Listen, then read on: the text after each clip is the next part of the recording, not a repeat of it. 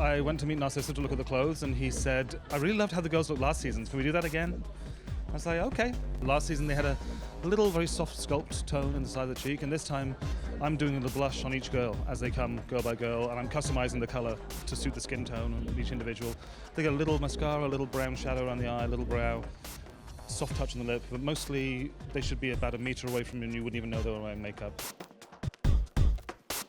Funny, really. It's actually it's quite similar to last season. The only thing that we're doing is it's less kind of precise. Last season was very perfect parting, very clean off the shoulders. It's the same, but not so severe. A lot more looser. He liked the idea that it was the same woman, but almost further on in the journey, so maybe the wind had kind of blown her hair. So literally it's the same treatment with a mousse blow dried into the hair, using a little bit of hairspray just in the necks, and then I'm literally just gonna, with my hands, just rub all around the hairlines just to pull out all those slightly finer hairs.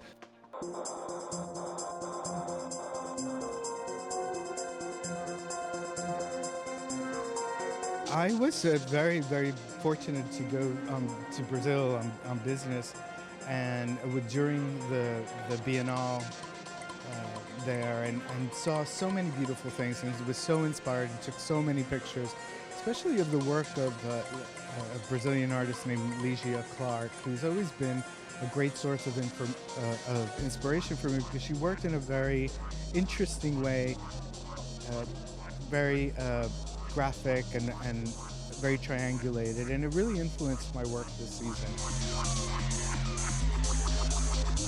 I thought it was very good. I thought he went to Brazil and he discovered the architecture of Oscar Niemeyer, for me, the greatest architect of the 20th century. And there's a whole sort of tropical fauna, shape, curvature to the thing, which was great.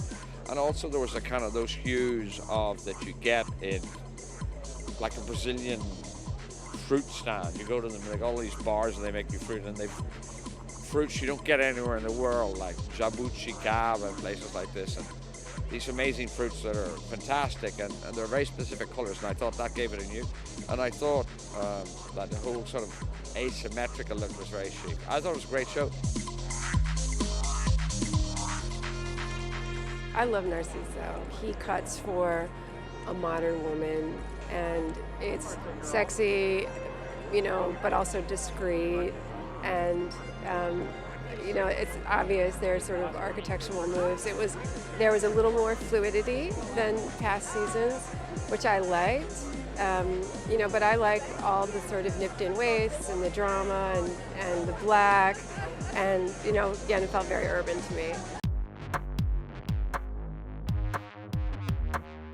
It was beautiful. I mean, incredibly strong, and included his sort of understanding of structure with a real fluidity, very feminine. I thought the colors were fantastic, and it's instantly recognizable as a Narciso collection without feeling like you've seen it before, and that's a pretty hard thing to pull off. I thought it was great.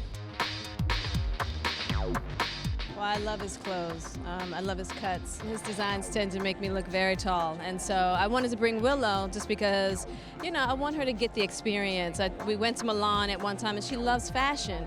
And she's got model proportions. She's actually going to be able to wear the things that I never could.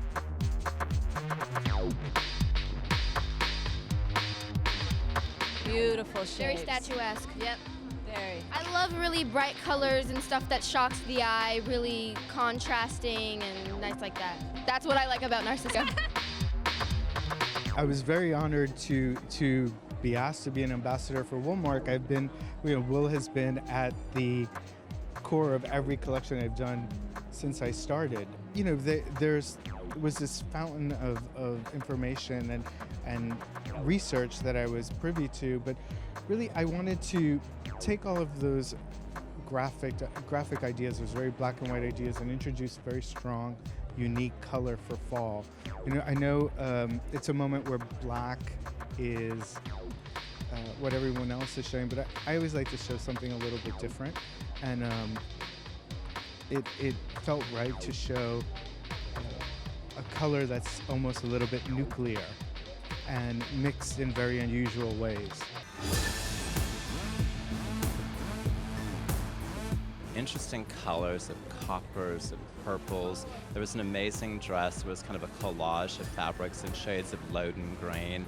I'm loving all this continuation that we saw from the spring season, where designers are playing different colors of fabrications and even matte and shine, which seems to be a real popular trend right now for the fall season. It's almost like it's the back of satin played against the front of satin, and he did a really beautiful job playing with all of that. There was a real leanness and a real purity and a real modernity to the collection, but I loved how he took something like a structured jacket with a little bit of a sharper shoulder, a real razor tailoring in the front of it, but put a little bit of a floaty top underneath it so it was still soft, and then just a really narrow pant underneath it. And the shoes, wow.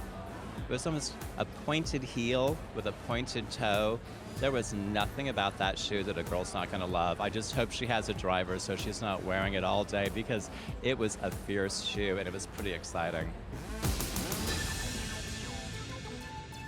I think for every designer, the look is so important, and I've always loved to design. I'm a design junkie, whether it's furniture or a house or a floor plan, and accessories are so fun because you get to do these very three-dimensional things and choose different kinds of materials and work in a very different way than you would with ready-to-wear. But yeah, shoes can be the entire thing. You can have the simplest black dress and knock them dead with a great pair of shoes.